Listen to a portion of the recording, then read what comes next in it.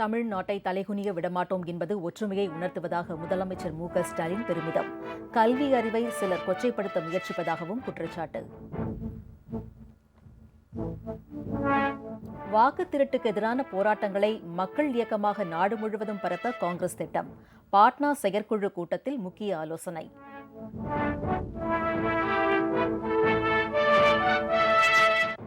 எடப்பாடி பழனிசாமி முதலமைச்சர் வேட்பாளராக இருக்கும் வரை பிஜேபி கூட்டணியில் சேரமாட்டோம்.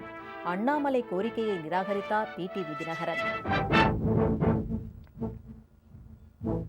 திறமை மற்றும் ஊதியம் அடிப்படையில் H-1B விசா தேர்வுக்கான விதிகளை மாற்ற அமெரிக்கா முடிவு. திறமையான பொறியாளர்களை உலகிற்கே இந்தியா வழங்குவதாக மத்திய அமைச்சர் பியூஷ் கோயல் பெருமிதம்.